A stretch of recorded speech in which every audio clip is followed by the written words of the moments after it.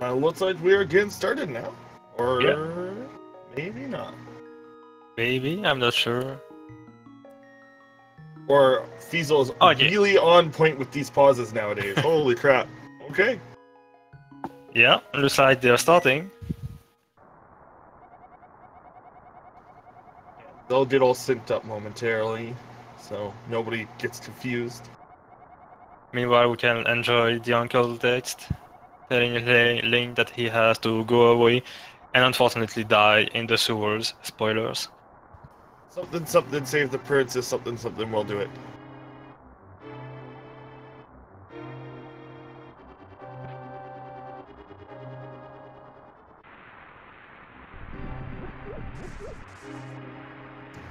So, if you see our friends here on the screen do very strange stuttering movement, there's a reason, and that is because there's a technique in this game called pump-in. They'll be heavily utilized in the first approximately 12 to 13 minutes of the speedrun. What it is that when you're moving either north or west, you can push in a direction either when you're going west, up or down, when you're going north, left or right. And if you do it properly, you'll actually save time, because every single movement will save a frame.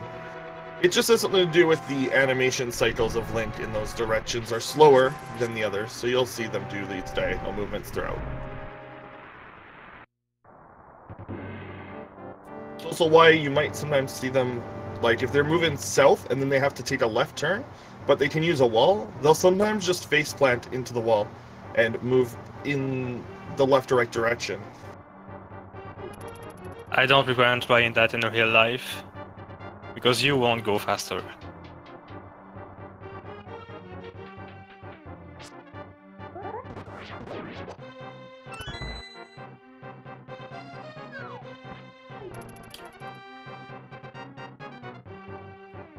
Alright, it seems like all four of our runners are going through the escape portion, trying to get to the Princess Zelda by killing and avoiding these guards. And you see a little bit more of that pumping action than was just explained earlier.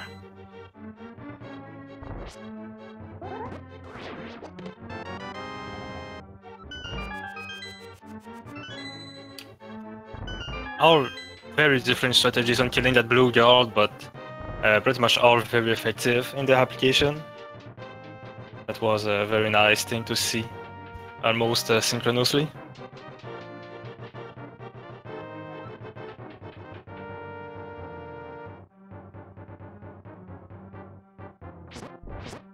And we have Screevo here going for the 8 slashes on the ball engine guard. Very clean.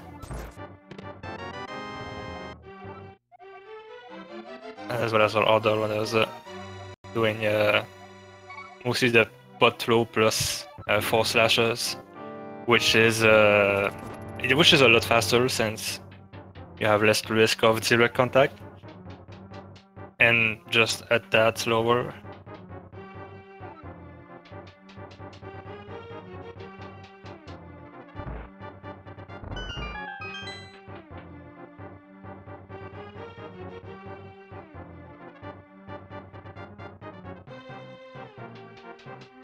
And then, as mentioned earlier, some face planting in the walls.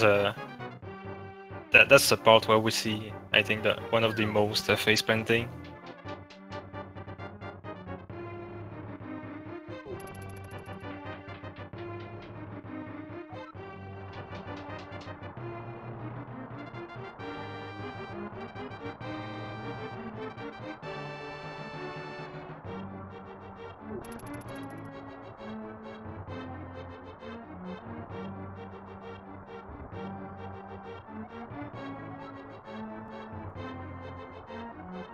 So all in all, it seems like our runners, except maybe Fylion, who took a little bit of damage and chose to lift spots for hearts, they made through the escape part with relatively no damage.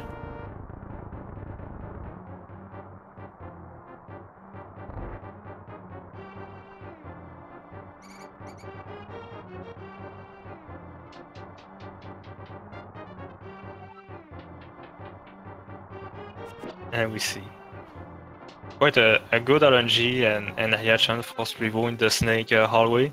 And Greenlinenshirt has a very bad snake hallway with snakes on every one of the aisles.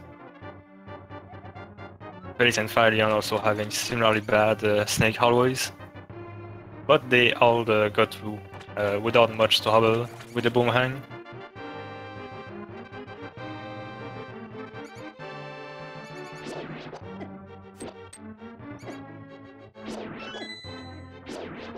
Ooh, Screevo was getting a little bit bodied by the rats, fusing his access to the key.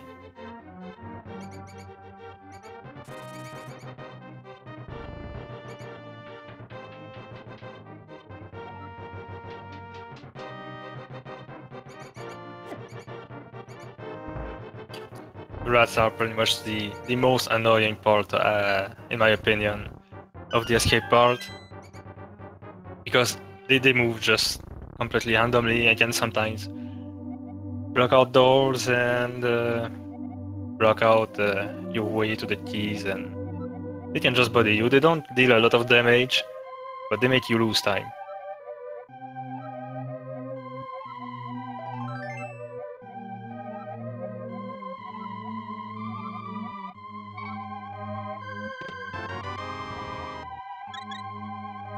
Okay. Everyone got out of escape in one piece. Yep.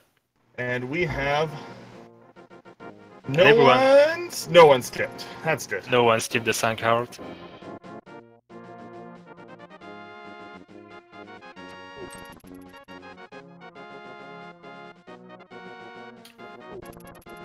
Skipping the sank heart would make the few following screens a bit more dangerous, and the next dungeon too.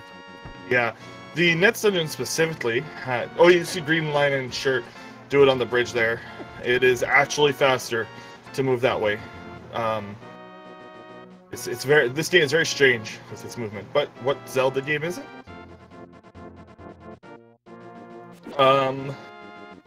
So we have Screevo ahead of Fylion and Greenlinenshirt ahead of Felix. I believe that in this match, funny enough, Greenlinenshirt and Screevo are both like longtime veterans of NMG, but Fylion and Felix are relatively new to NMG, both coming from the randomizer. Yep, I think that's right. So it's kind of interesting that we've got these two parallels on the game here. Moving into Eastern. So in this dungeon, this is actually where that Sanctuary Heart really comes into play. Without that Sanctuary Heart, they would have very little to no room for error on an upcoming trick that they'll use for damage boosting. And even with the Sanctuary Heart, they will want to watch their damage and collect pot hearts as they go in the dungeon, if they take any damage. And we've already seen a couple pot hearts being taken in by our runners.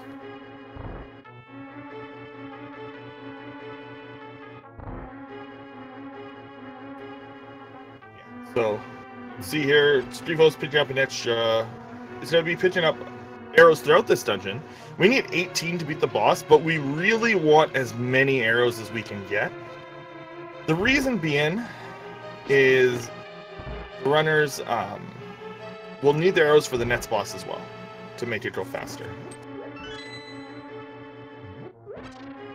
Yes, and if they don't pick the 5 arrows in the pot they just picked, they actually have to rely on 7 out of 8 chances of getting an arrow drop from the high goals.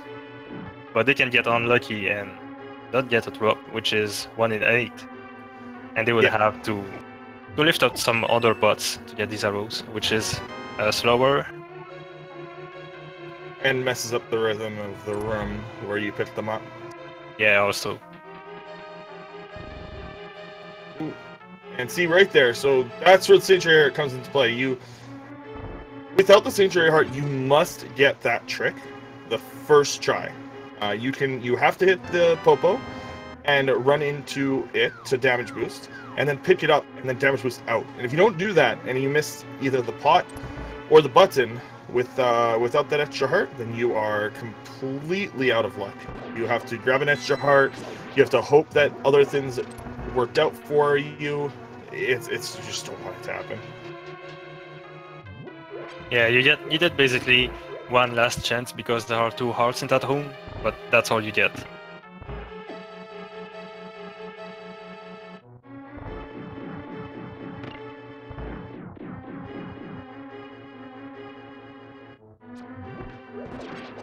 And Screevo not getting a good skeleton RNG here there.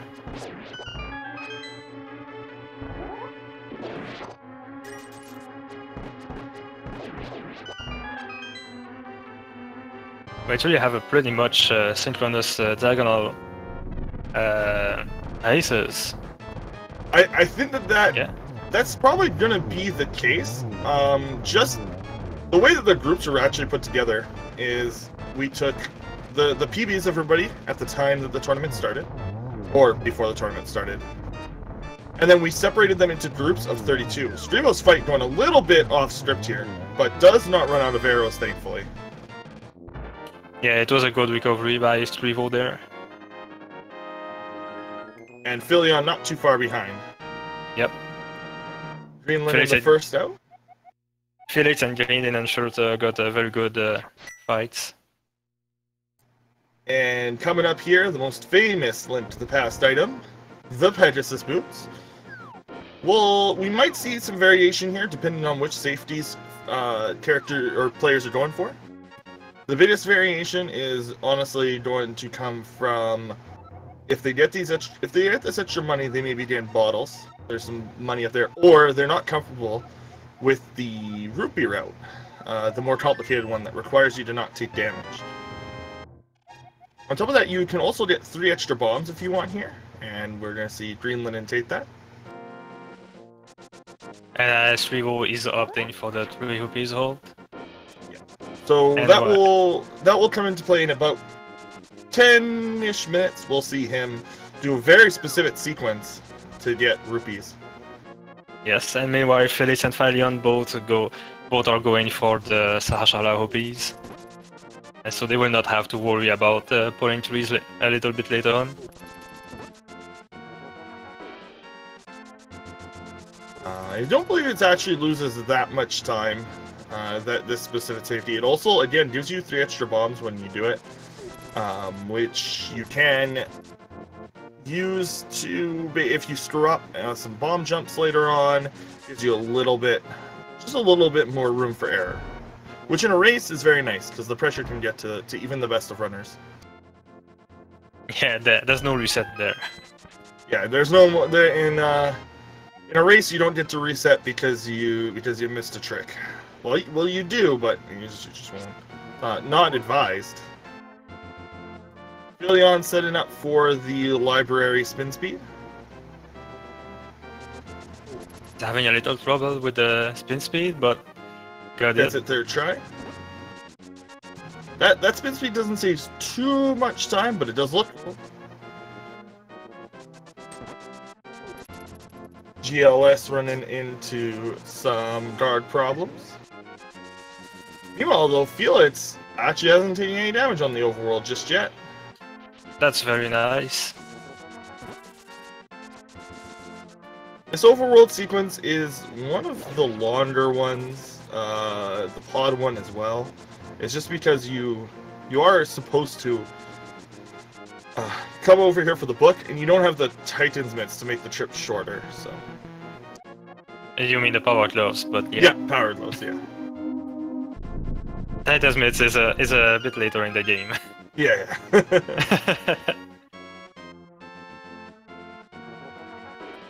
How does spin speed actually work? If you've ever seen any other Zelda game with a storage glitch, I always akin it to a storage glitch, but there's the chat explanation. You're basically just storing the movement of the dash by canceling it with your spin.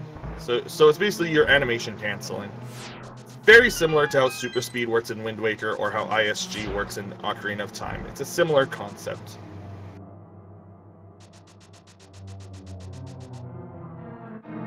Greenlinenshirt going for the trying to get around it, around that torch by bumping into it, but bumps into it fully instead of rushing against it.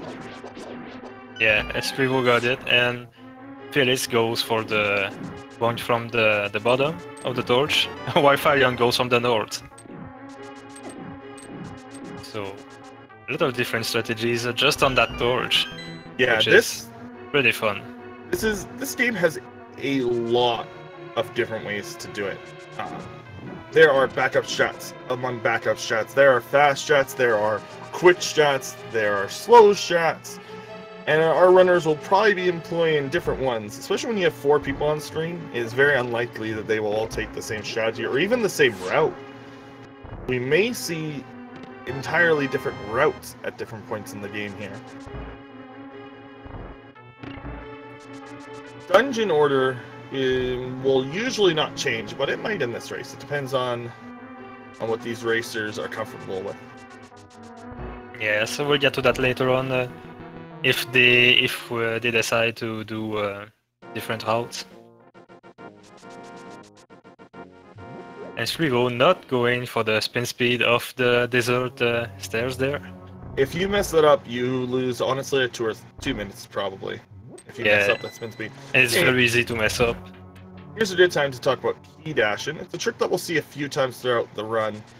Basically, if you're on a multiple of 4 pixels on the screen, when you dash towards a door, you will unlock the door and then dash through it instead of bonking on the door. The easiest way to do this is to either rush up against a statue of some kind or something, or by doing a key dash. In a lot of rooms, it just requires you to be at the right spot, usually the back of the room, and then do a dash turn.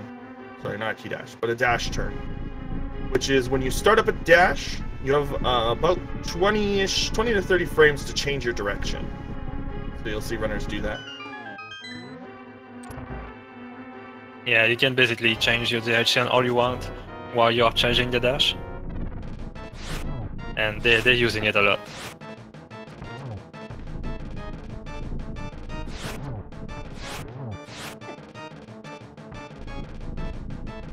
Screevo getting a little body there by the landmolars.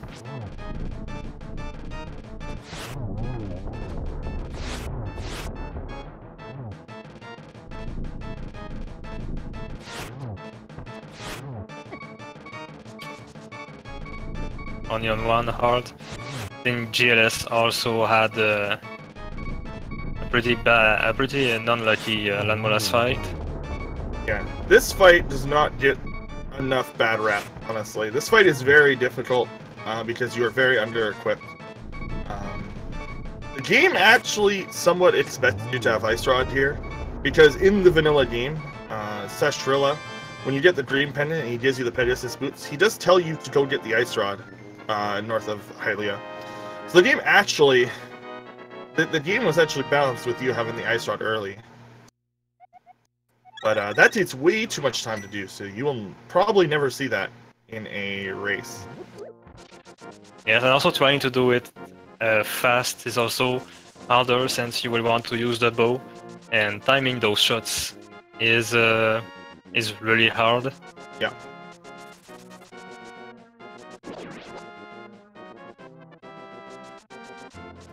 So the reason why that boss is so annoying is because it is essentially completely random. There's actually just nothing that you as a runner can do to predict what's going to happen. You just have to react to how he moves. Sometimes Limolus will just do whatever it wants.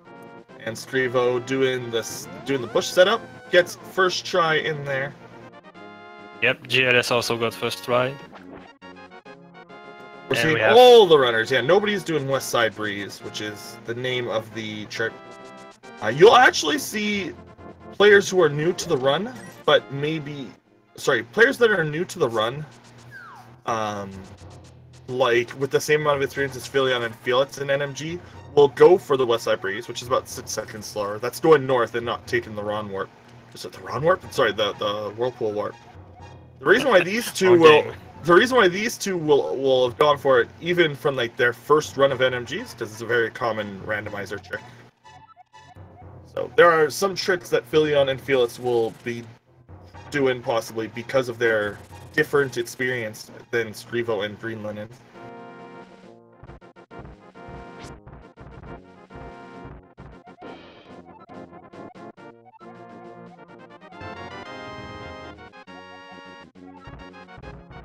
And Greenlinen unfortunately missed the spin speed on the first stairs.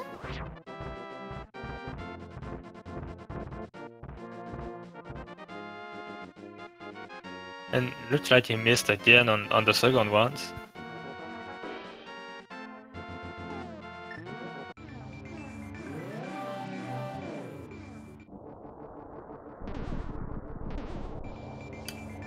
Which lets Screevo catch up a bit on this unofficial diagonal race.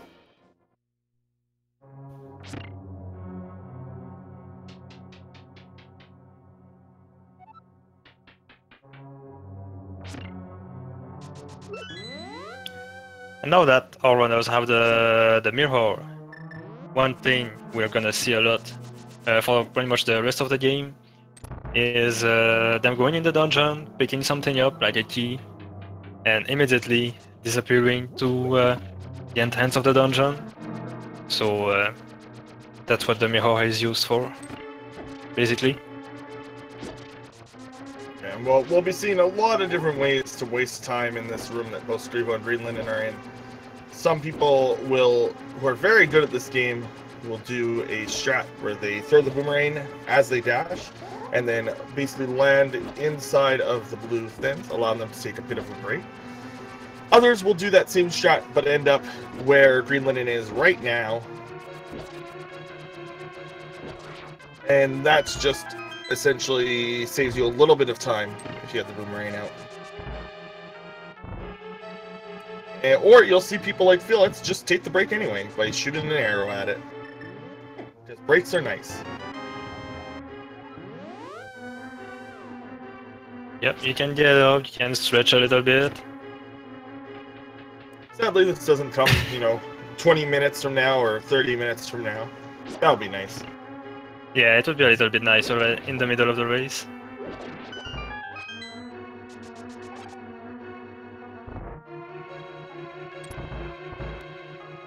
Screevo and Greenlinen moving up the tower. Fylion and Felix about to get their mirror.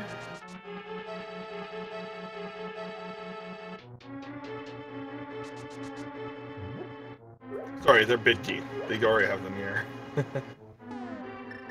Oh no! Oh! Greenlinen fell down. And I think Screevo too? No, no. Screevo is doing Screevo a specific setup, yeah. Alright. So that actually puts Felix ahead of Greenlinen.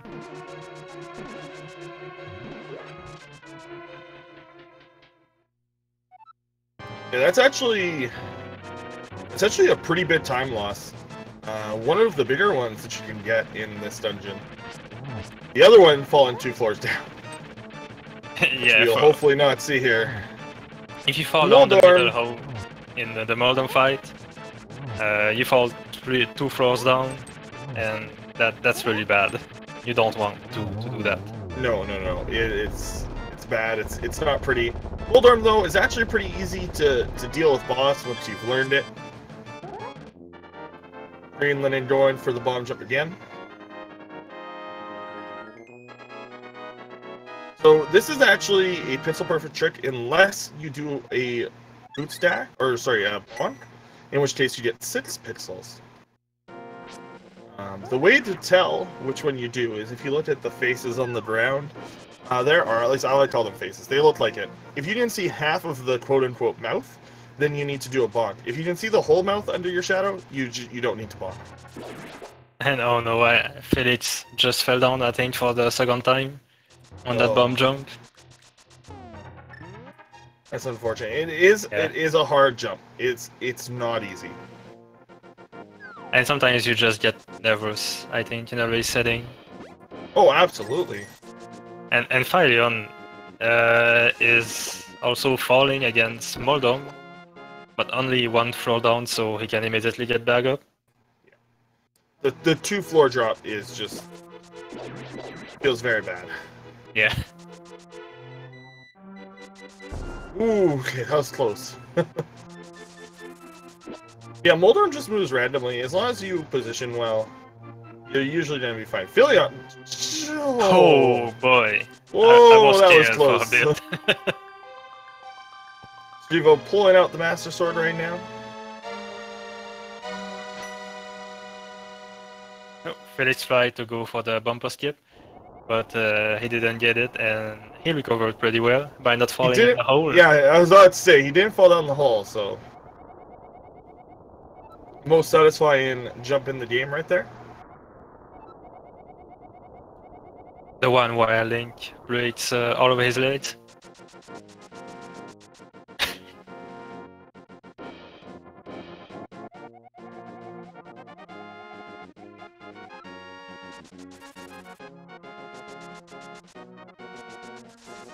And so that's where the 3 rupees come in. Let's see, Screevo pull that 3 and get a whoopee 80 rupees from that. Because our runners need actually 110 rupees to pay some monkey to get access to the next dungeon. Yeah. Why? Because... Yeah. Extortionists in the Dark World, obviously. It is the evil place. Is Fylion skipping the mushroom? He might pick it up on the way back. Mushroom. Yeah, I think he will. He might not. I mean, some people just don't get safeties. No, I think a lot of people get the mushroom on the way back, just because they can avoid picking it 2 times by accident. Yeah. Yes. Picking it up 2 times.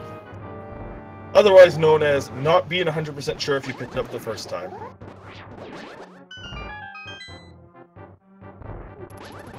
Yeah, it's got through here. Jumping down. Fylion and Greenlinen run through. We'll see if they pick up their mushrooms. Greenlinen does. I actually missed. Did you catch if Screevo got his mushroom, or is he skipping it? I think he skipped it, but I'm not sure. And Fylion got it too. I believe that Screevo has the highest PB of the group here. It may either be him or Greenlinen. Yeah, Screevo has a 128 something, if I'm not mistaken. Ah, that's so good. That's such a good time. 128, 21 yeah. PB. Screevo is probably one of the better runners for NMG, and definitely one of the more active current Link to the Past runners. He is also the man who put all this together. Well, him and a few others, but he's the big driving force right now, it feels. Gone through the dark area, though. He's going to use... Oh, he's actually out of arrows. Some people like to have arrows here, but if your Moldorm fight went really badly, you usually don't have arrows coming into this part. Yeah, fortunately, there's a convenient 5 arrows in the pot there that will help him in some parts of the next dungeon, the Palace of Darkness. Yeah. Thanks to those arrows, we don't have to hope for a drop or waste time in one of the future rooms. We just got a map check by Felix. Probably trying to match text away, but yeah, hit the map button. Happens all the time. Yeah. I always drop my bombs on the pedestal. Yeah, Fylion grabbing it as well. So.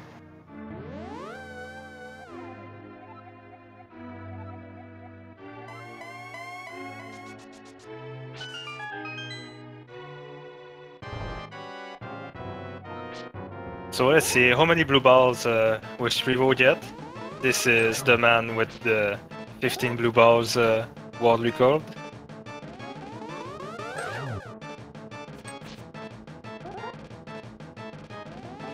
I hate this room, Fylion falling here.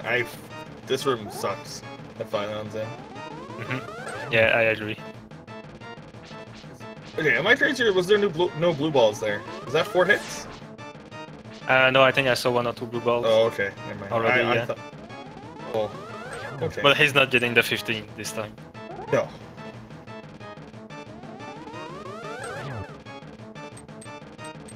And the tournament top is 11 right now.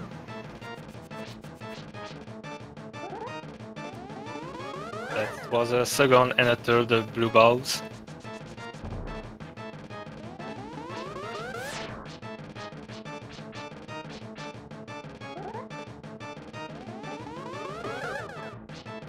Oh. And Oh no! He missed a hit and got a blue ball in his turn. So the first That feels one, bad. yeah, the first hit is oh, and another one. I think he only has one more hit left too.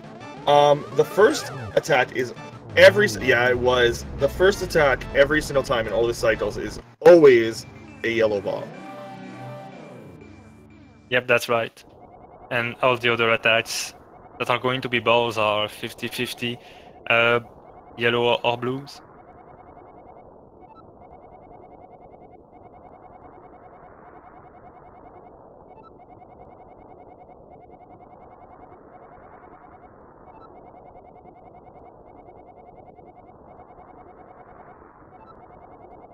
And GLS actually not getting any blue balls, I think, for this first phase.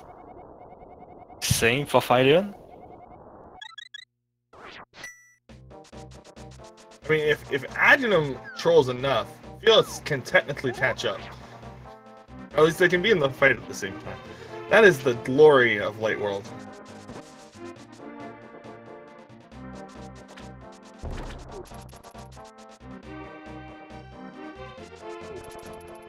And Greenlinen out. Last hit about 3150. Screevo in the Palace of Darkness Jungle Maze. I don't know what this place is supposed to, but it feels jungle-y. Yeah, no, well, that's a monkey team, so I agree with the jungle team. And Fylion got pretty unlucky with blue balls too. I didn't count, but he at least got 3 or 4 of them.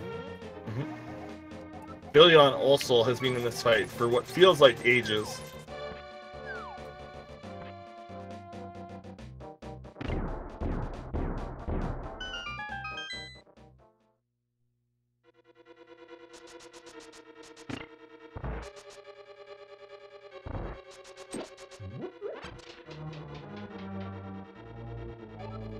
Felix might actually have the time to join him in the fight.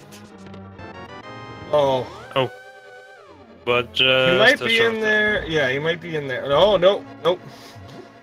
Adgenum sent one victim to the Dark World and took one more into his fight. He's a wizard. He can do anything he wants. Or a wizard, Adgenum. Screevo going through Palace Darkness. This is where we're going to use the mirror the most, I believe, of any dungeon. We use it a lot. We've already used it twice. We're going to use it a third time, and then a fourth time. And that's not a joke. We use it 4 times. It is faster to grab all these items and then mirror back to the start and dash to our next location.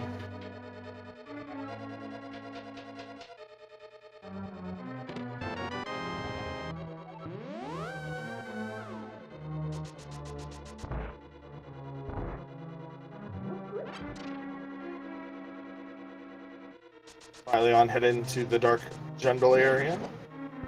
Greenlinen mirroring after his first key, and Felix got through with a very quick fight, actually. Adgenum was kind to him. Yes, it didn't take ages. I guess Adgenum was getting maybe tired of fighting all these people. Then I was gonna banish you to the Dark World now. He has to fight like 30-ish people a week now. Like, he must be getting tired. Yeah. And Screevo getting a really nice hammer yum there. So this is a double pixel perfect trick that we might see from at least GLS, I think. I believe I could see it from Fylion. Fylion too, yeah. And I don't know if I don't know if Felix goes for it.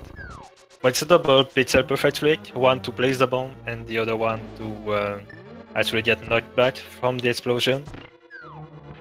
But post buffering makes it much easier to do with the falling bridge and all that. And thanks to those pause buffers, you can actually pause buffer like upwards of 30 times and not lose any time to the regular strat. The regular strat takes about 45 seconds. Yeah, the normal strat for this without bomb jump is going through the dark room a little bit to the right and having to take a key over there to navigate the maze. And there he is. First try from Greenland, very few pause buffers. Screevo moving into the basement of Pallet. So very nice hammer jumps until now. Oh, very close to mirror in there.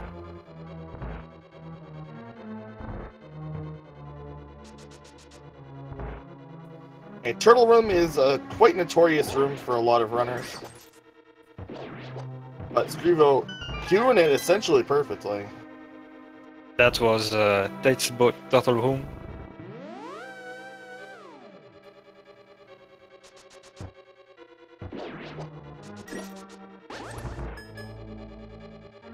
Greenland making sure to pick up some extra health, which is a very good idea in this fight. Yeah, because Helmasaur is a very difficult boss, and he's known to killing a lot of hunts, actually. Yes, he's probably the biggest boss run killer. His patterns are very irregular. He deals a lot of damage as the first Dark World boss and does not actually take that much. Dying to Helmasaur is pretty common.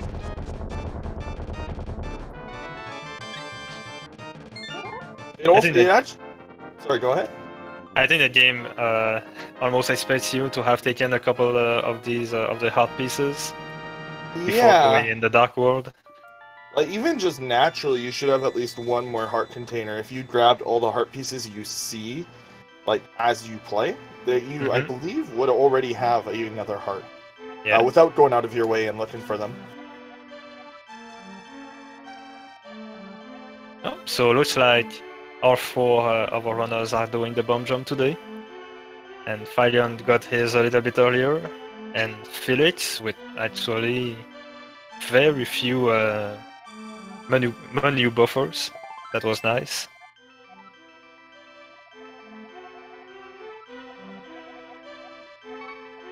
So you might see Hunters hold the sword upwards while trying to break Helmasaur's mask, like you see on the GLS screen.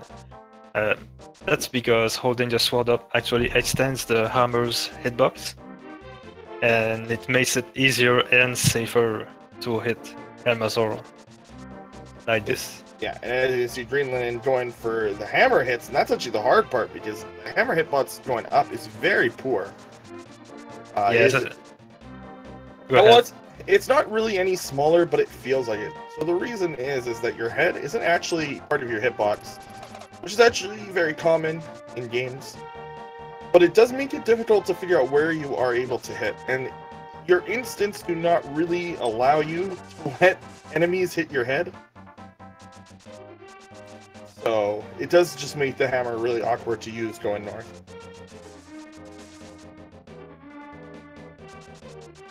Hitting with the hammer on the second phase is especially hard. Yeah, with the first phase... Sorry, go ahead. Yeah, because, well, the first phase, the mask has a big hitbox, but on the second phase, the hitbox for the vulnerable part of Helmasaur is actually this green jewel. That was both really good and really bad RNG from Helmasaur. Really good in that he was right up against the wall, but really bad in that he was shooting a fireball at the same time. But Fylion gets there with one heart, so there's that Sanctuary heart coming into play. I guarantee you that if you count how many times that Sanctuary heart saves your run, you will not want to drop that Sanctuary heart for many minutes of PB. It is a 4-second time save to not die like 5 times in the run.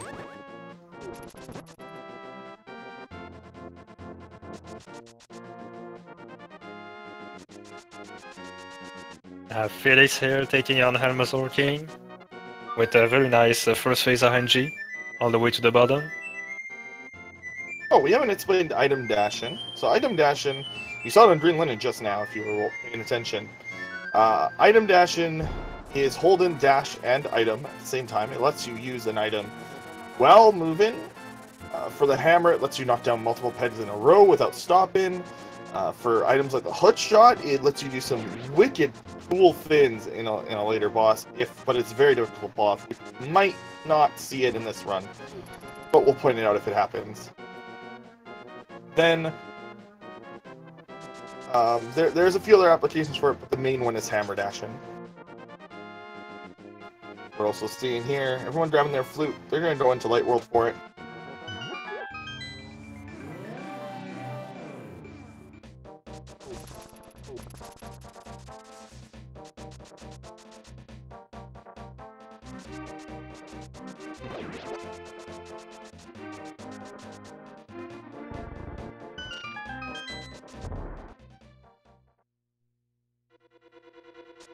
And we're seeing Julius avoiding the fastest guard of Hyrule, commonly named Usain Bolt. Yeah, he does not mess around. Yeah. And when he is going diagonally, he actually goes faster than Link. There are people who die on that strain to that enemy. Yeah, definitely. It's not actually that uncommon. Oh, we are actually seeing Green Linen grab a bottle here. And the net, which is a very nice safety. Yeah, this will let him grab fairies, put them in bottles, and revive him if he dies. That's actually a very nice safety. Bottles, it's also a very quick safety because it's actually on your way, and you get it right when you kind of want it. For most people, the first 4 dungeons, while hard, are manageable and learnable, and don't take that much against you. Also, there also may be a thing, and is that if you feel that you're better than your opponent enough, you might take safeties just to keep a lead. So if you can spend, say, 30 seconds to get the powder, which Green Linen is doing here, you might not do that in a PB attempt, but if he's got a 3 or 4 minute PB over his opponent, spend that 30 seconds will allow you to basically keep a lead that you may lose if you were to make a mistake. Other runners will always just go balls to the wall no matter what. But we're going to see 3 of our runners at least take this flight over to this lovely lady, giving her a mushroom, and getting a nice bit of powder. Screevo is obviously not going to get his powder since he didn't get his mushroom in the forest when he got his Master Sword.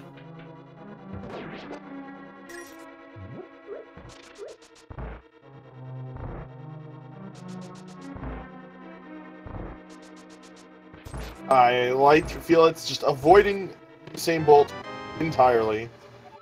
Just saying, nope, I don't want to face you. Which is actually a very nice idea, and he's pretty low on health too, so great choice there.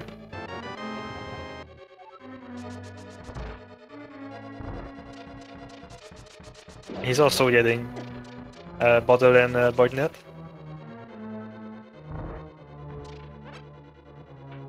Well, I think Fylion didn't get these items. So we're going to see on the top race both runners having Bottle and Void Net for fairies, and on the bottom race none of them took them.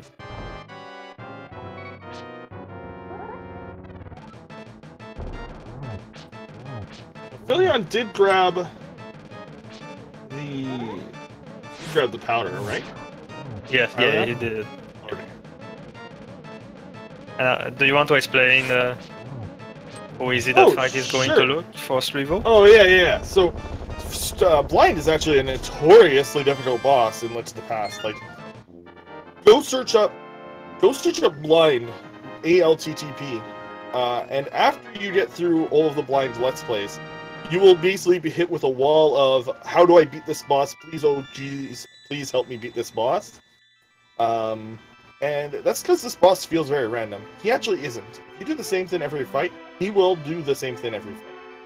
So Screevo essentially hit him in a very specific way, and caused Blind to move in a very specific way.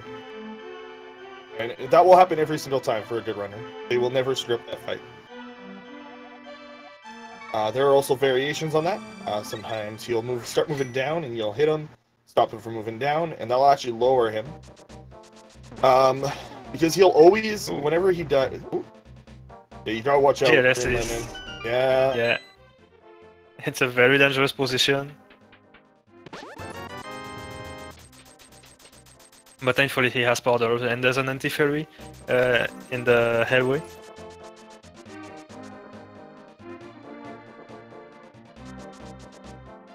Oof, that was scary.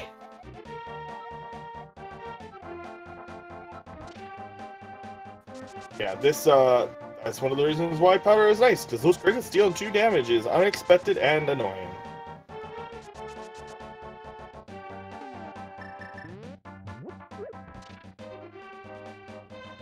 And we are going to be getting the Tempered Sword here.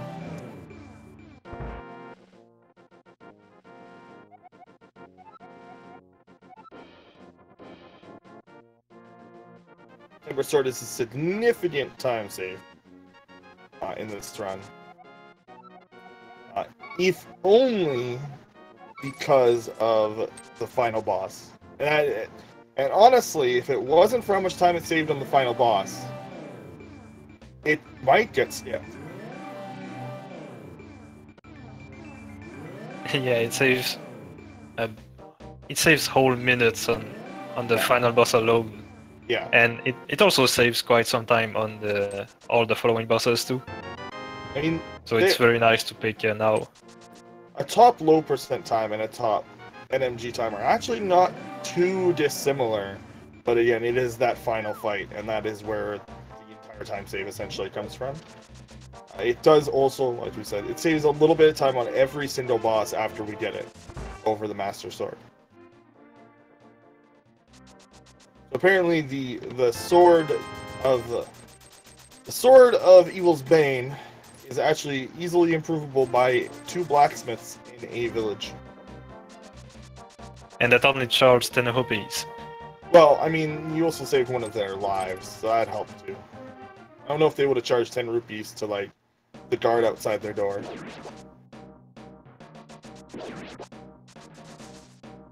And we saw a little bit of what happens when the blind fight gets out of script with Greenlinen. But as long as you get, honestly, as long as you get the first 2 phases in script, you're pretty good. Screevo gets... Ooh, Screevo just barely gets through there. So those mummies are some of the most notorious enemies in speedrunning. In speedrunning this game. We actually get pretty synced right side text boxes. This crystal.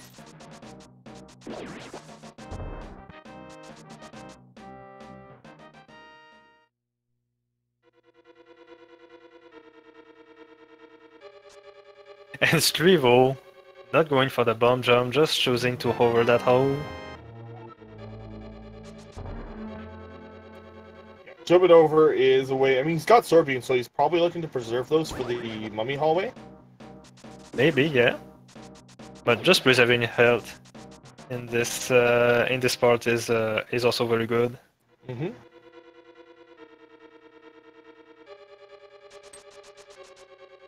Normally, obviously, you would have 1 less heart here. But if you get the heart, I mean, may as well take it. Oh, well, there goes that. Also trying to use the bumper to go faster, and it doesn't work out as expected. 2 of our runners get in the blacksmith, returning him home.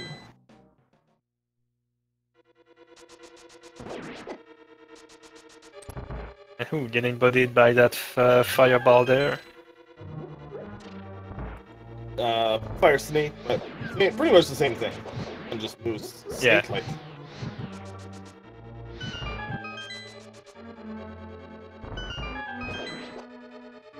It's also going by the blind fight pretty nicely.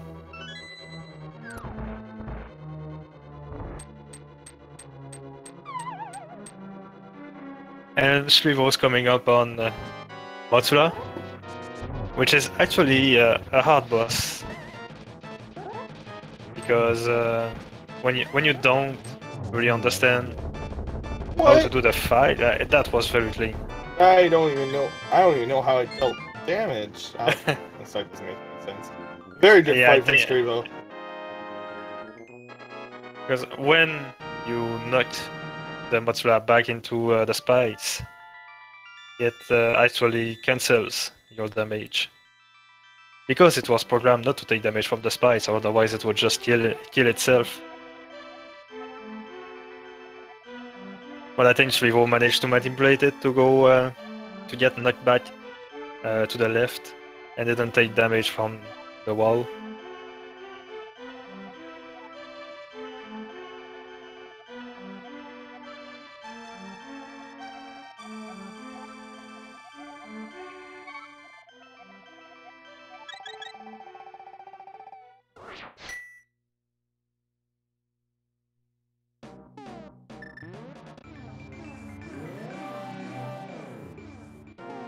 So we might have seen everyone take a bit of a detour today to get a total of 600 rupees in the village of Outcast just before, and Screevo is actually going in the direction to spend all those rupees to buy a set of flippers, which cost 500. Apparently, money in the Zoro domain is little overpriced, but we really need those flippers to beat one dungeon. That's it. Only one. We could get away without them if it wasn't for Swamp. Fake flipper in Swamp when?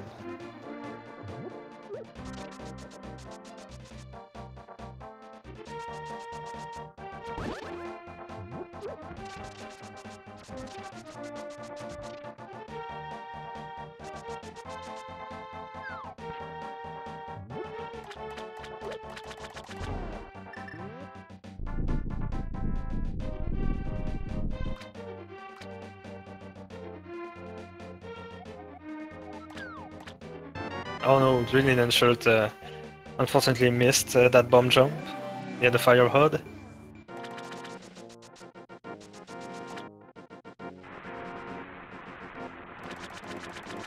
And he's having a little difficulties setting up for it.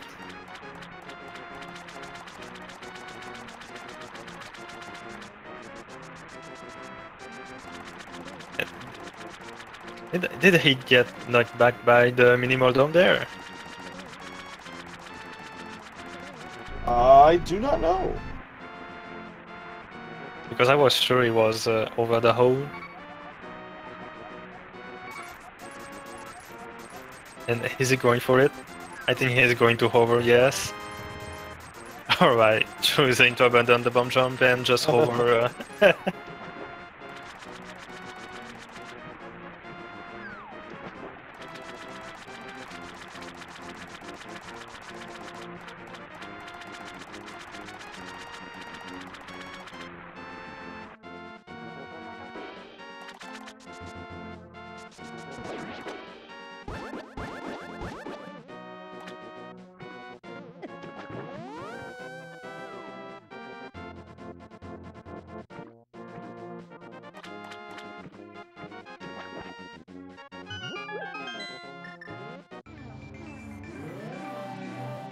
Alright, now we see Screevo entering Ice Palace while Fylion has to deal with Mothula.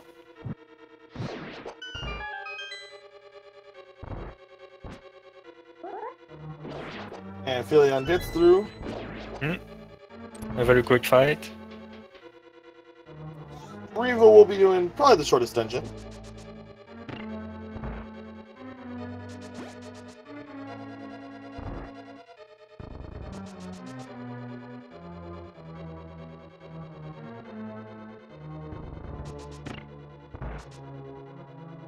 Yes, because Coming up on Screevo's side is a trick that will save minutes. 4 minutes overdoing the dungeon normally. It's honestly the biggest skip in the entire game. It's why you will every once in a while see people be like, isn't that like a skip? Shouldn't that be a major? No, bomb jumps aren't major. They don't let you skip entire dungeons. This one just lets you skip the majority of it. We still have to beat the boss. We still have to do all that, etc., etc. But it's a crazy script.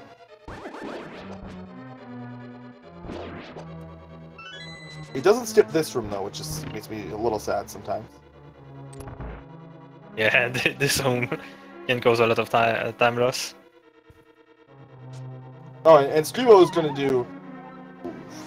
Unfortunately, doesn't get first try. He's going to just say no to it. There's multiple ways to set this up. One way I've noticed is that some people like to use the hammer.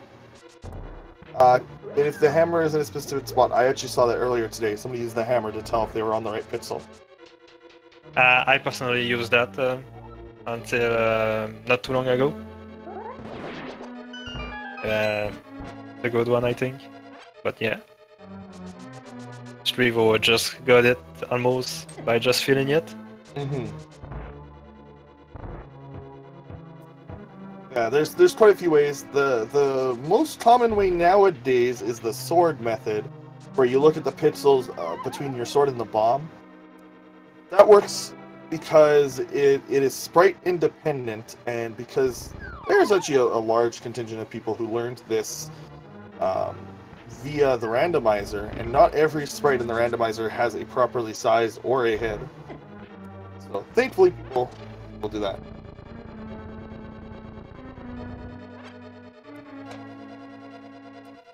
But a lot of people will do it by the head.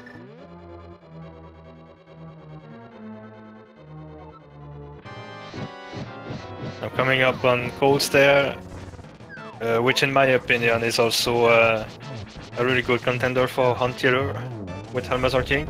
Oh yeah, this boss ends runs if you let it get out of hand. But Screevo does not let it get out of hand at all. Just smacked him in the corner and belted on him until he dies. It was a very clean fight. There's an even faster way where you dash poke. It's very similar to that shot, but you dash poke a lot more. That fight when done right is beautiful, and that fight when done not as right is still beautiful, but in a very different way.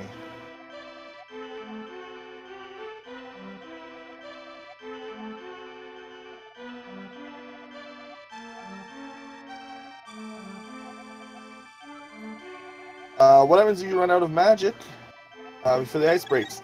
The general strategy, if you either die to the boss or you run out of magic for some reason, you go and beat Meyer. That's the strategy. You abandon the dungeon, you pretend like, and then you come back later. It is not worth it. You can kill the guys outside, and they will sometimes drop magic. But that's not guaranteed. So they can either drop a small magic or a full magic. Yeah, so it's sometimes not worth it. That is usually recommended to just skip that entirely and just move on with your life. You do Meyer and then you go back to ice. I think it's actually swamp. Yeah, sorry, you go to swamp and then move on. Right. This is faster. Depends on your route. I guess I was Depends talking. On your route, yeah. Yeah, I was talking for myself. My backup is to do Meyer because that's the order I do the dungeon in. But for most runners, they will be doing swamp. And the only reason why we move on to do another dungeon is because you get a full magic refill at the end of it. Another alternate strategy can actually be to pick up a green potion, either before or after. If you are ever worried about your skill in this dungeon, or maybe even of Cold Stair, you can always mirror on your way to Quakefish. Grab a green potion for yourself. You will have the extra money, unless you are doing the gold sword route. You will have an extra 100 something and you can actually buy a Dream Potion. If you yourself were looking to get into this and looking for a beginner strat, oh, Screevo playing the flute because he forgot he wasn't on hammer. Fylion, get in the trick there. Yes, I think that was a good try, which is very fine. Yeah, it's better than I can do most of the time. Better than that trick is very difficult. Our runners will make it look very easy.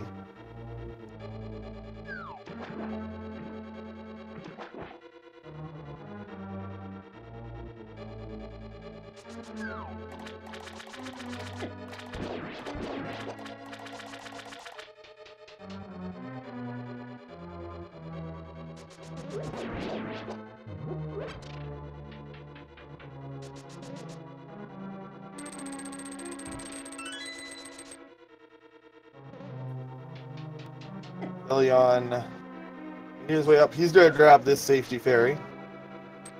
Wants to be at absolute full health. This is actually a nice idea, especially if you're not confident in your cold stare fights. I don't know how Fylion is confident in his fight, but it's always a good idea nonetheless.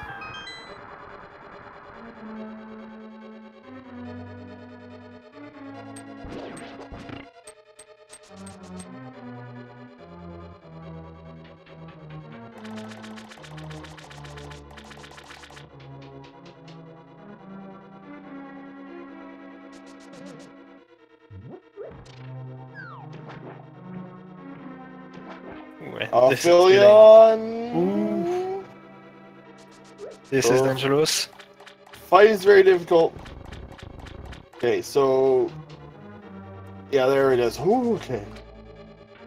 Yeah, he was one hit away from dying because even the eyes that fall from the ceiling did 2 hearts of damage. The game really expects you to have taken the blue mail that's in the big chest of this dungeon by then. Yeah, the next, every dungeon...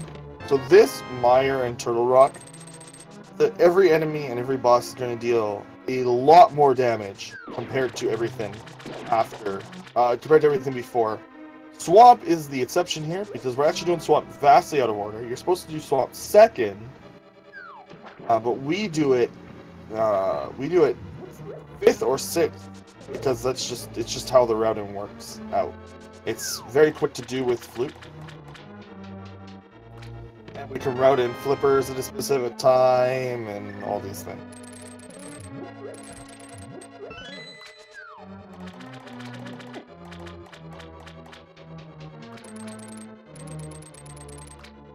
This game is very different casually because the game doesn't really tell you what to... Oh no, Greenland died on... So we might be seeing... Oh, fairy. Oh, okay. a fairy. Oh, right, he picked up. Right, I forgot. Okay. Yeah. That's how much time. That's how much time the. It's a 3-minute death. Yeah, can save. Yeah. Yeah, he spent. I don't know, 10 seconds to save 2 minutes to save from a 3-minute death there. If you want to think about it like that. So very important time save. Whew. That was spooky. We got through it. It does give Fylion some time to catch up, though. I was about to say. Yeah, his fight also got out of hand, but he managed to recover beautifully by fighting all the puffs one by one. Yeah, and he will. With that, he will now have a fairy where Greenlineman won't. Greenlineman will either have to stop to grab a fairy or go without one. Fylion grabbing his ice rod now, quite early. A lot of runners will opt for this. Wow, what a beautiful... Oh! Almost. Okay, so this is what I was... Yeah. So, that's what I was talking about. I believe he was doing the item dash strat there. It's very, very difficult to pull off.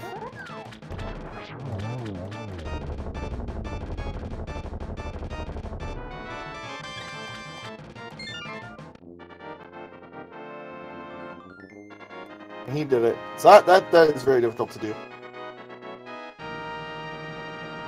Also, I guess another thing that actually we didn't really mention that made Cold Stare even harder we have one less heart than the game expects us again, because the game thinks that we should have already beaten Swamp, but we haven't. And again, the game is really balanced around the casual experience, which is very different.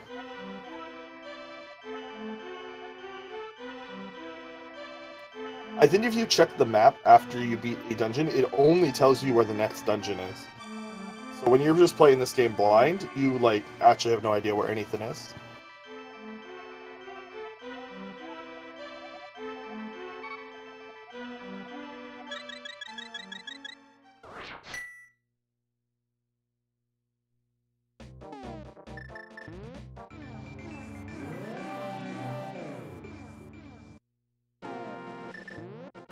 So while we see Screevo exiting Swamp, actually the Swamp Palace area, Felix enters in to drain the water.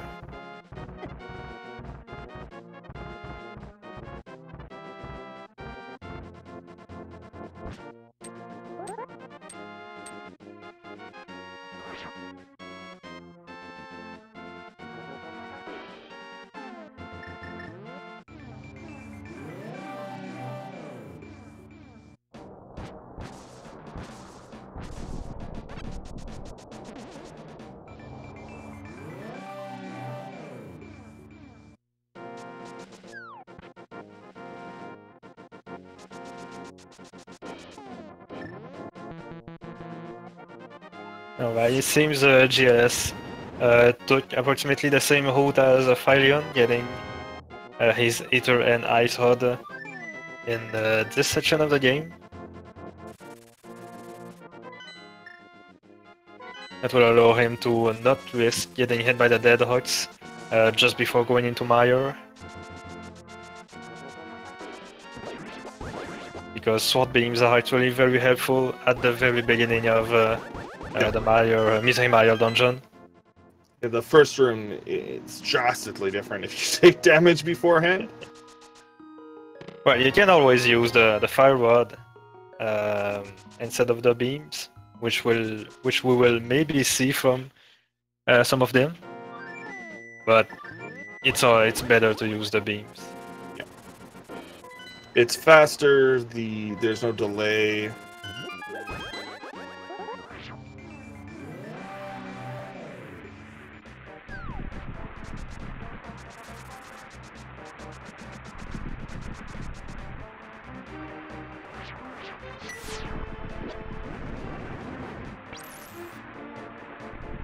And there's Mire opened up. Little cutscene there. And we have the 3 other players all in Swamp. They are pretty close, all 3 together, with Screevo taking a big lead.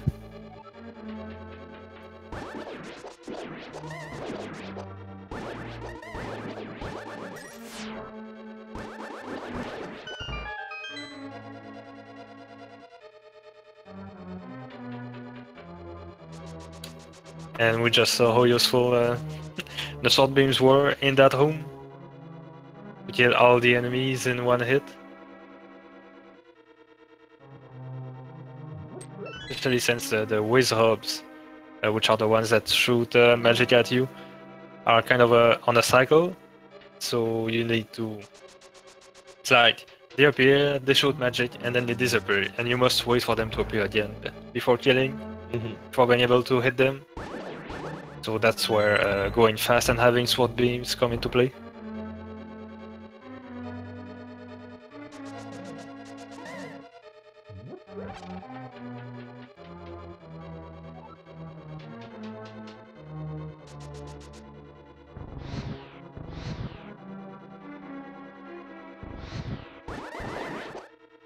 And with that, we've got the longest... No, it's not the longest cutscene in the game. It's actually the Crystal 2 cutscene. But this cutscene feels longer because there's nothing going on.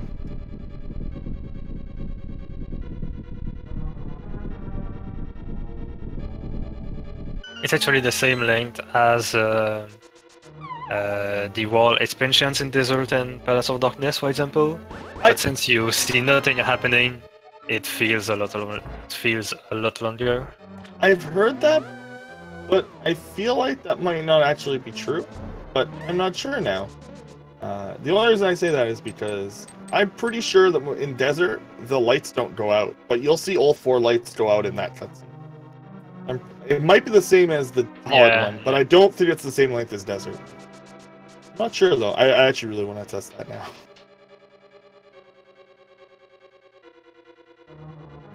Screevo is completely crushing this right now, with very good movement.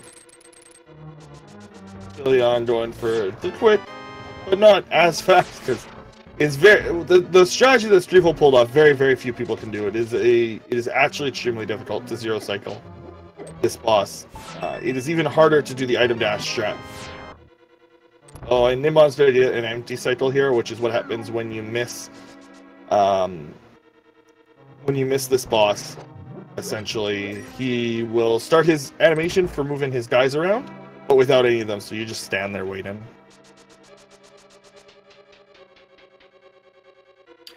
And Felix is on heart and a half there, so that was pretty dangerous, but now that he's in the second phase, he pretty much has it in the bag. The only thing you gotta watch out for is to not be above the boss, because he has a full hitbox moving up the screen. So he does not like go straight up in the game world.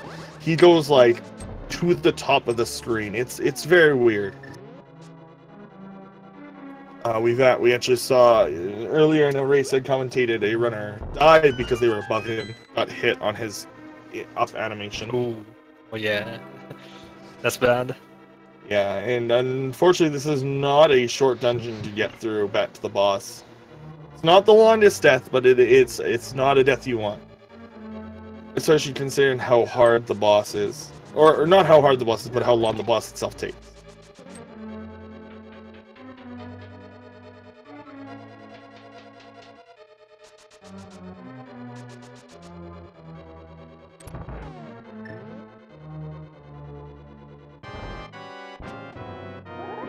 And you have Screevo taking on Viteus, the Museum Higher boss. Ooh, not getting the zero cycle, unfortunately. I would like to point out that Felix is ahead of Green Linen, it looks like. Yes, but Green Linen got his Ether and Ice Horde already. Oh, okay. So, yeah, I think Green Linen is still a bit ahead, but not that much. No, this is a very long cutscene, so... I think we'll see how it averages out when they have both entered Mire. Yeah, it'll be interesting to see that. I know Felix has been steadily improving, actually, at this game. I believe this is the second match of his I've casted.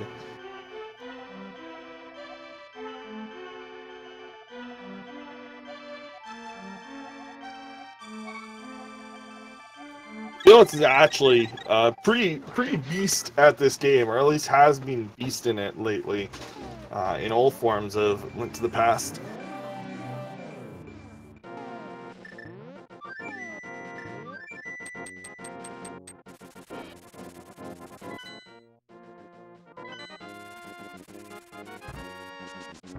Fylion got a little bit bodied by the Wizhobs in the first room, and he's a little bit low of health, but since he has powder, it's going to be alright for him, I think.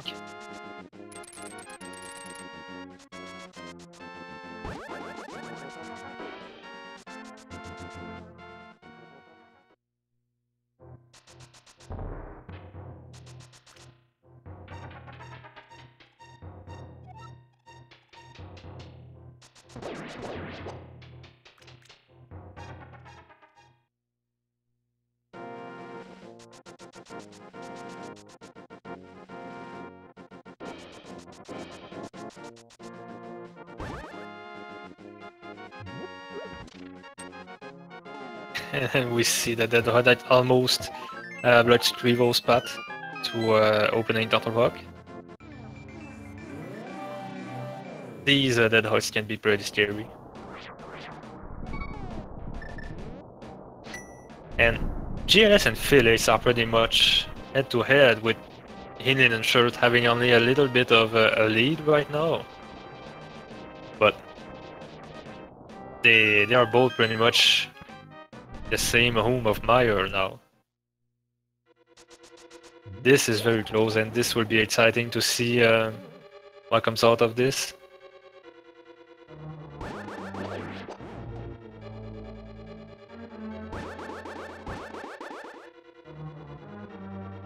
Yeah, this is old enough to come down to execution. Screevo doing the torch room here.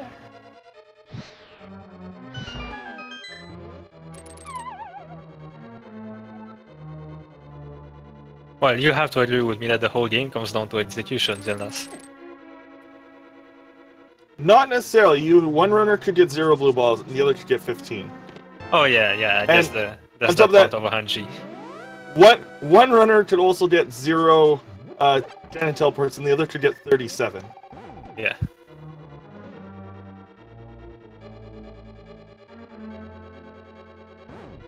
Per phase. Oh my god, per phase.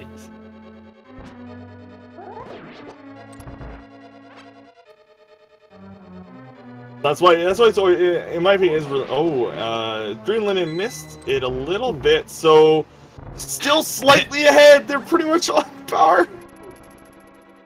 Seeing two That's people in the as picture at the same close time. as it can get. Screevo running into a bit of issues in the chain chomp room. He was trying something and it did not work.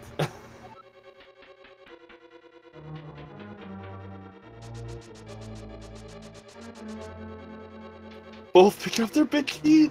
Fields is very slightly in the lead here.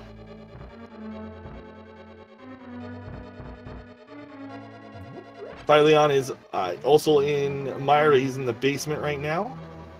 Green Linen takes a little bit of time to. Actually, did they both grab that fairy? I think they did. The sync. Somebody called Fiesel. I think we doubled up the stream. Well, okay, they both the sync, but my god, they're so close. This is insane. Screevo picking up the big key while Fylion is fighting Vitreous, going for the damage boost strat, and is getting it. This strat pioneered by second place WQ. I believe that's even called WQ Vidi.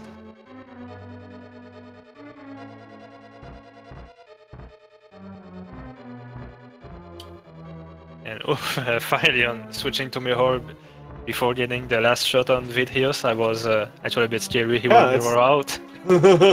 That's actually quite common. You'll see runners swap to Mirror in the Dark World dungeons.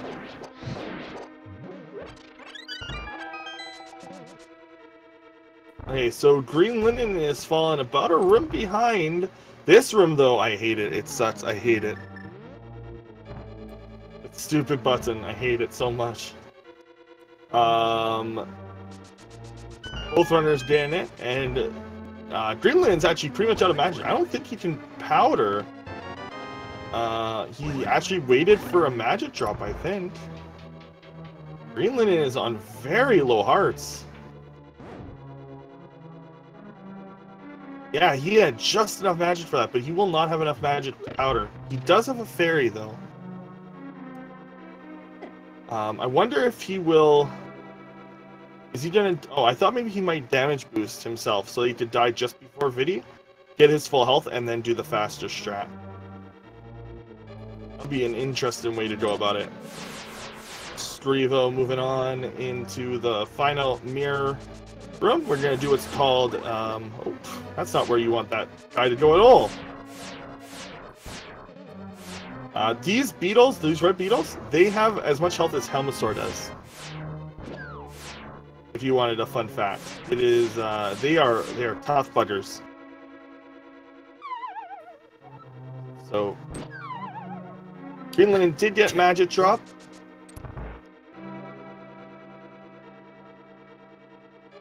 Finally, I'm moving on to Turtle Rock. Nice.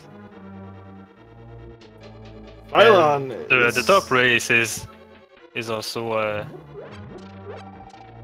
still very close. Yeah, they both are holding up their crystal at the same time. What? Screevo, that madman, is going to hover the whole way. I see. Okay, quiet time.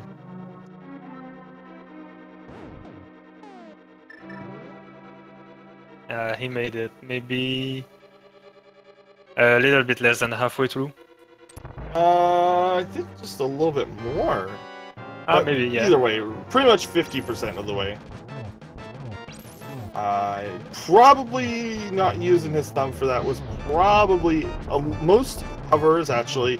The easiest way to do a hover if you have a SNES controller is you take your two fingers, you put them slightly apart, and you use your nail to basically run over the dash button. And that will usually give you the right rhythm if you know what you're doing. But it's very hard to keep up. Most runners can at most, or most hoverers can at most. Oh no. Oh no. And Total Rock is a long dungeon, taking a death. So Fylion still has to pick up everything. But with that, they are not too far apart. Not too far. It still has to take the big detour to get the big key. Yep. And But still has to get the small key on the bridge, but this gap definitely lowered just now. And Green Linen and Field's not too far behind. Well, they're pretty much going to open Total Rock at the same time. Just as they did with top Mario. race. Yeah, this top race is insane.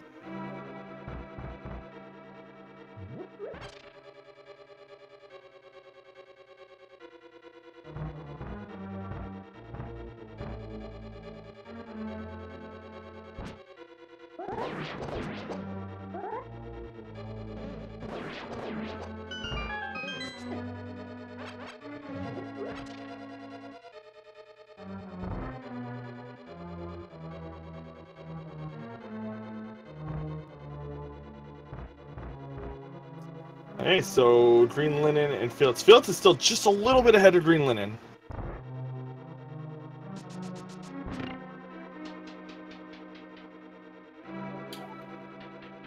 I wonder if one of them will choose to mirror out instead of going back through the hole home. I know some people like to do that when they're low on magic. Depends on how they... Oh, they both missed the first hook shot! These runners are so evenly matched! Green Linen goes for the little bit of a rougher strat, so he's pulled ahead a little bit. He's mirroring. Felix is not.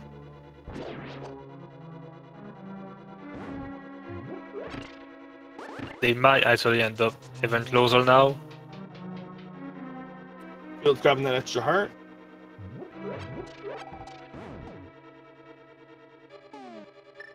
Oh my gosh, they are the same too! Oh, Green and oh no, taking a bit of a short flip to the left. Oh, Felix actually preserved.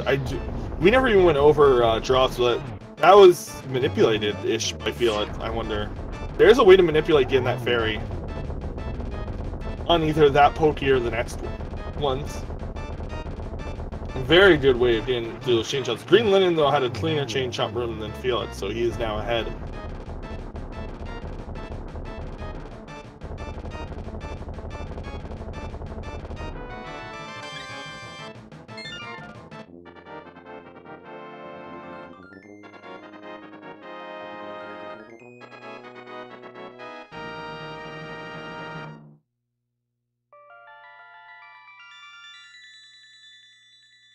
So Fylion on his end coming up to the laser skip. And unfortunately getting a hit there. This hits for a lot of damage. And choosing to take the exit. Just in case he dies to try next. That's a very good safety to take. It's an underappreciated one in No Major Glitches.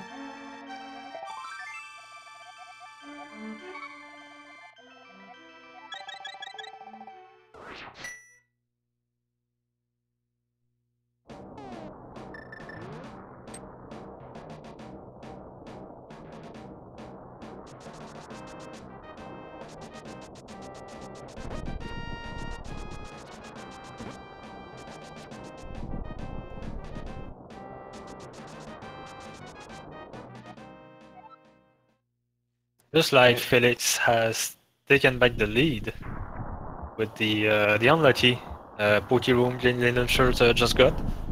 Yep. Green Linen is now a full pipe behind. We'll see how this room is. Sorry, not this room, but this room. This bar room sometimes gives people trouble.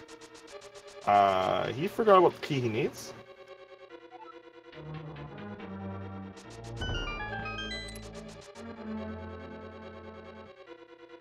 Oh, Greenland has to be very careful. I think that bar deals about 4 hearts.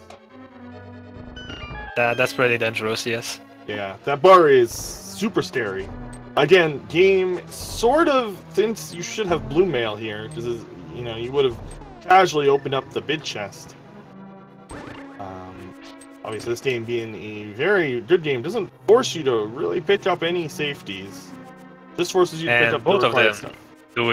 and both of them doing the hoodshot invincibility frame stats. Yeah. You cannot take fire snakes. You cannot take damage while the hoodshot is extended, or while you're moving with the hoodshot. Setting up for the dash, gets it. Oh, Green Linen's gonna take the safety, but Felix is not. And Screevo, instead of hoodshotting to the chest, chose to simply bomb jump. I see. Going for the no EG strats in G Tower.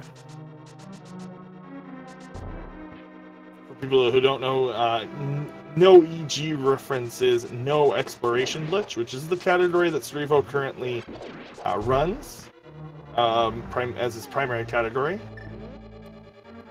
But it's basically it's basically the true any percent without Ron warping.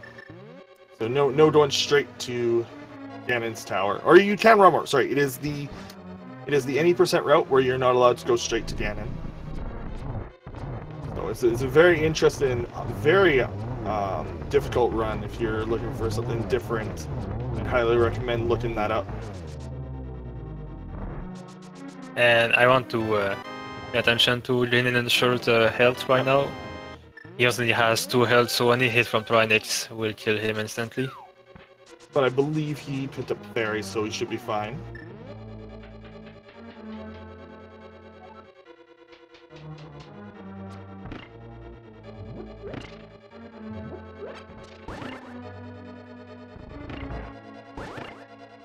Yeah, he picked up a Fairy, alright. So Bottle and Boynet are coming in pretty handy for GLS in this run.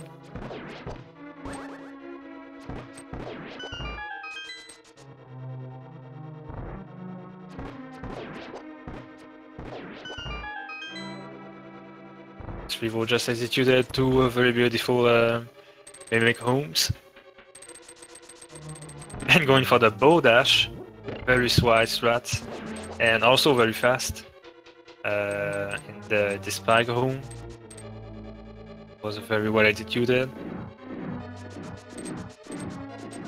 Fylion is on his way to the Ice Armos fight with full health and 30 arrows.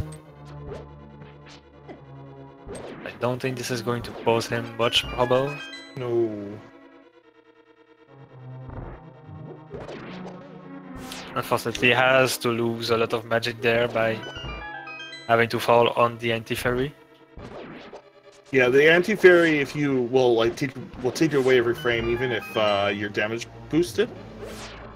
So, or sorry, even if you have invincibility frames. That word is hard. Iframes. Yeah.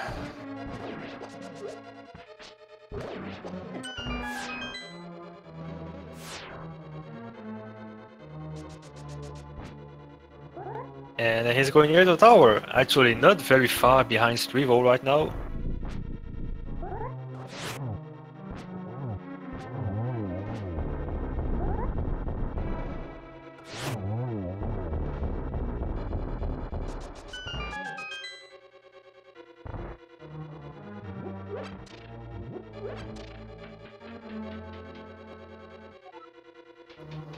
And with that Screevo, so this is gonna look really good. Yeah, that strat is really cool. The Wizrobe strats with no EG strats is very neat to watch because you only have arrows.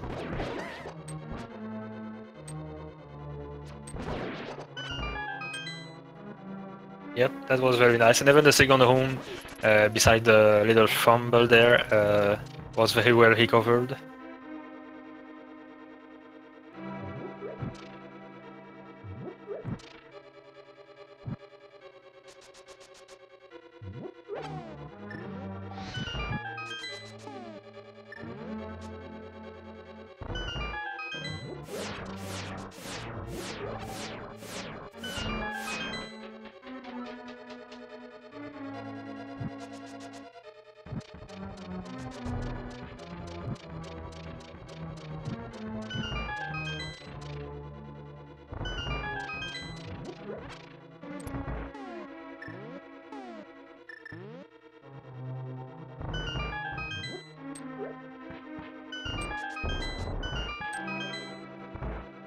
Fylion having a pretty good gauntlet so far. Yep. Stritan's been very nice, and yep, get the arrow through the horse head enemy. Now Screevo go for the hover, of course, yes. Here we are. And here it is. Moldom 2 skipped. Yeah, the run is not over. That shot saves about 6 seconds to do the hover there.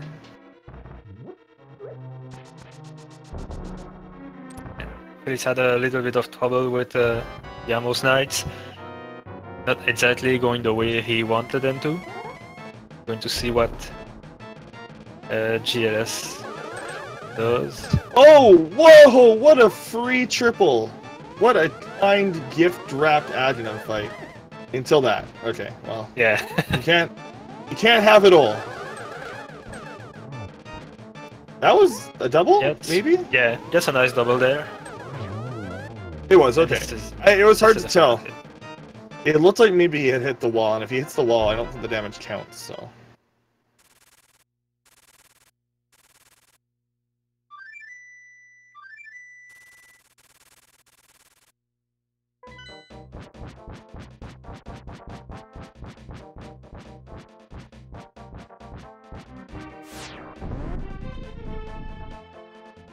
Fylion doing my favorite. Fylion! Oh. Oh no. Okay, now he's got to use his torch on all 3.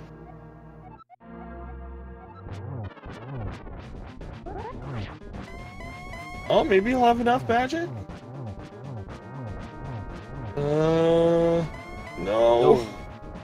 Will he have enough magic? Oh, good. Screevo is doing Ganon and having an excellent warp there for the second phase. So he's able to very easily take him out with the spins.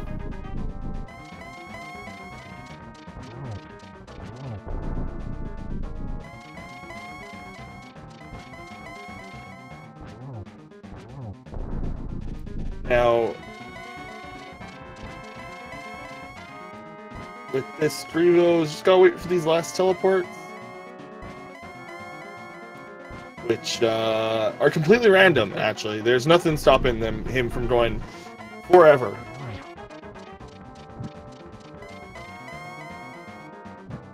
Oh, not getting the touch glitch. that's actually quite annoying. That reduces that greatly. Fates Launder. It makes the fight way harder. Also gives you less room for error. Fylion is actually not too far behind. Yeah, just got he just took care of Mordon too, and he's going into Alien fight very shortly.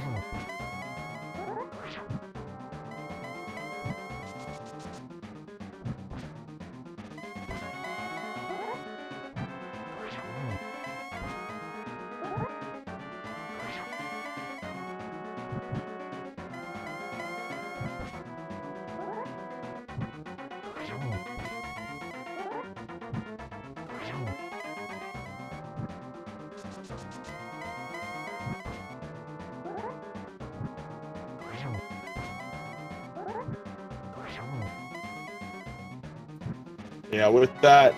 Oh.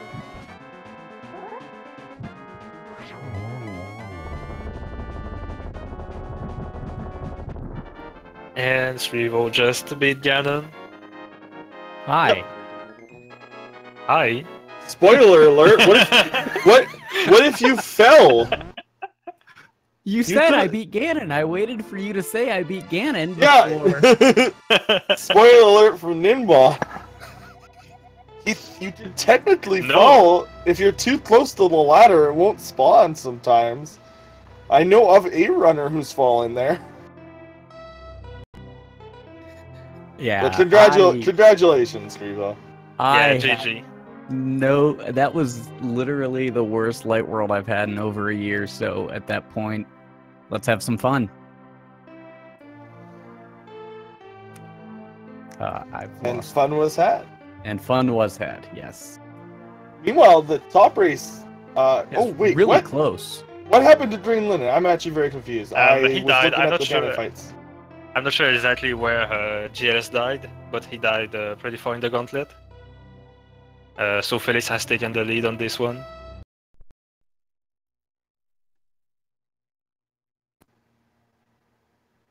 And meanwhile, we have Fylion on his own Ganon fight. Oh, unfortunately, didn't get into the corner. That is the best Ganon pattern.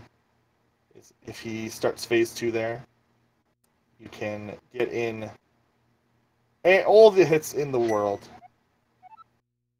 Finally, Fylion needs to be careful. He took a death. Does not have a fairy, so.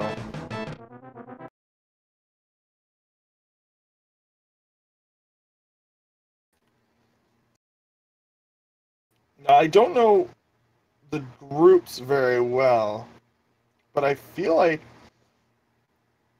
Greenlinenshirt was the third seed in their group, and Felix was the fourth. But that means I feel this was Felix is now overtaking Green Linen in this race and going into Ganon.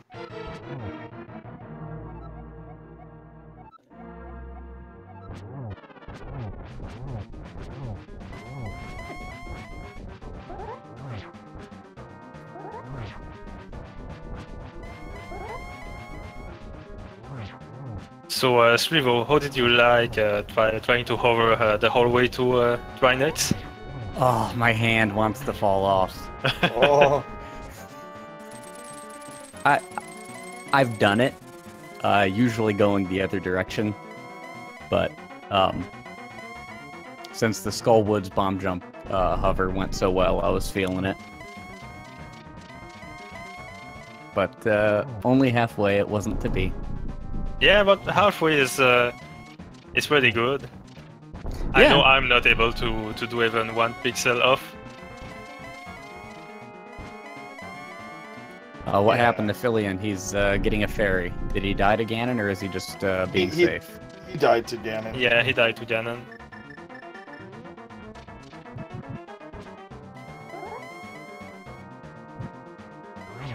And Felix so far having a pretty good Ganon fight. Green Linen ran out of magic as okay. Almost ran out of magic, which is what happened to Felix. And it seems like Felix is actually going to PB. Oh yeah, and I think by quite a few minutes actually.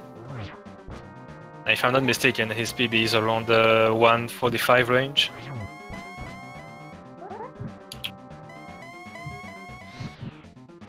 Yeah, Felix's PB right now is 145.59. So that's a nice PB that's waiting for him right there.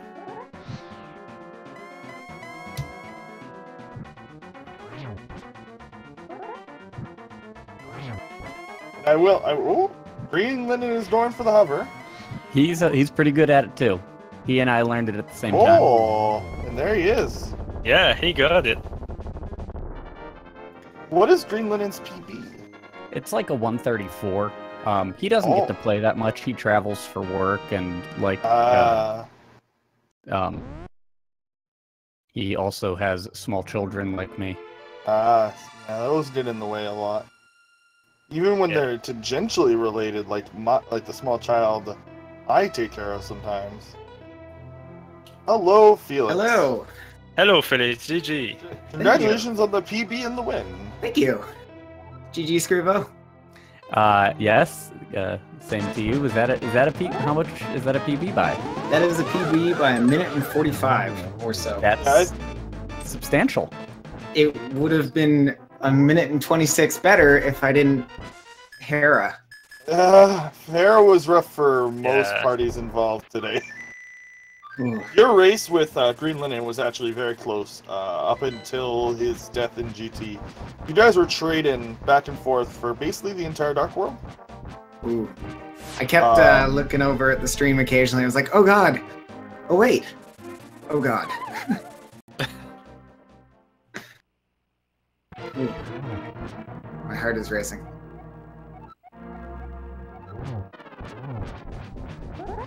So since we have both winners with us in chat, any thoughts about your races you want to share with us, guys? That was an interesting series of events. Yes. That I endured. There was like, if Fylion was like more ahead, or was further ahead in his run at that Turtle Rock death, that would have gotten very, very, very interesting all of a sudden. It was still very interesting race, but that would have been a Pride. Something Pride comes before the fall. Well, actually, in that case, it would have been that it came after the fall. See what I did there? Yeah. Yeah. By the way, while we're talking, Fylion. Is Greenlinden? Oh, Greenlinden's hovering the Ganon Jet. Yeah, he unfortunately died. I thought he was gonna hula hand there for a second. If you hover into that hole, you can hula hand. And we have Fylion who brought down Ganon, and he's going to join us. So, hi Fylion, GG. GG, Fylion. GG. Oh, I'm an EG. How did this happen? No, Screevo, we say GG, not EG. I apparently EG, but also GG. Yeah, GG. Did you YBA 2 letters to get to EG? Yes, I did. Okay, perfect. So that was an interesting race. Yeah, I Were you watching, Fylion? I glanced briefly at the restream and saw someone say something about 15. Oh, every time. No, I didn't get 15. Oh, and here I thought I missed history. No, but you did. I'd like to call Screevo's the amount of blue balls he got today was 2 more than he should have. But that's only because I like plays on words. But it was very close, honestly, for Light World, for most of Light World, and for Greenlinden and Felix's match, it was essentially close for all of Dark World. So kind of interesting matches. Greenlinden just took an unfortunately another death on Ganon. I like that he hovers over the hole each time.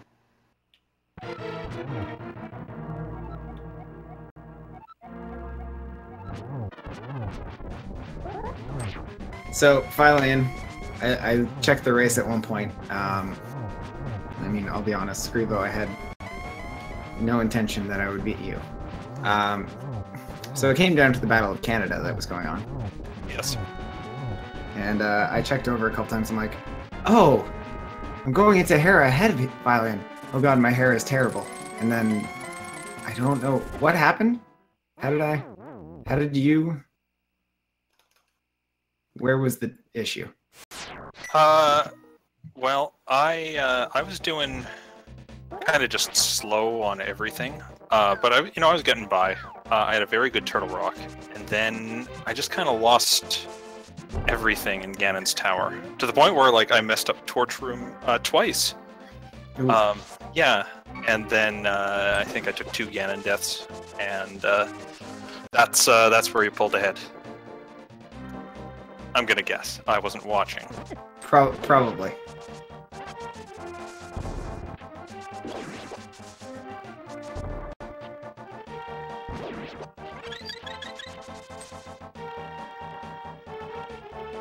It's like GLS is getting another fairy. Yep, it's like he decided to take a safety fairy and another one to heal him up before going back in Ganon. He is probably hoping to finish it with this try.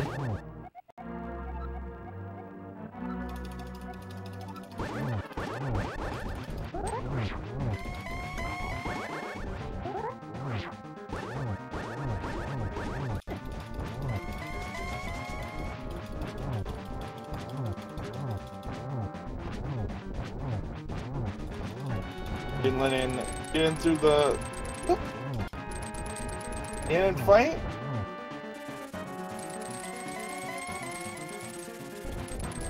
The Ganon HUDs are the worst in this game. I do like calling it the Ganon pile driver, or the Hyrule pile driver like Zelda 1 does. Good name for Ganon's insane amount of damage he deals.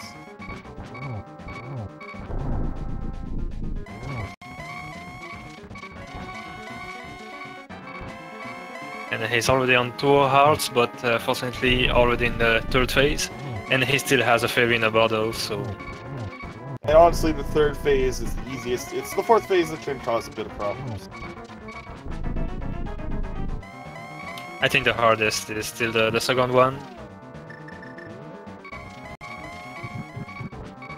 Yeah, I'd concur. The 2nd phase is very hard, very challenging. I think 2nd phase is generally agreed upon to be the hardest phase.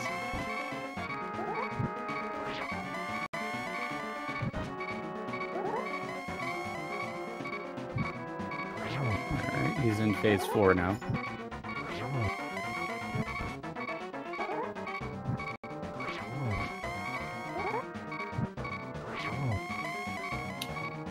Yep, his spins look very good. And he also got a torch glitch going in the phase 4, so he's doing alright.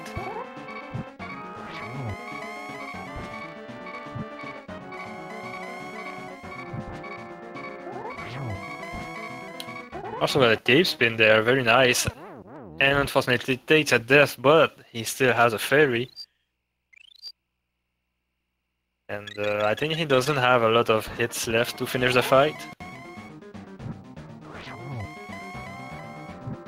Should be one more.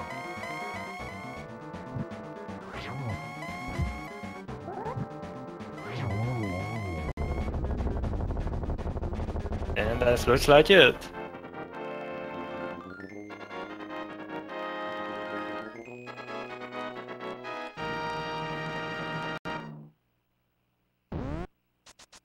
And yeah, that's with all the runners done.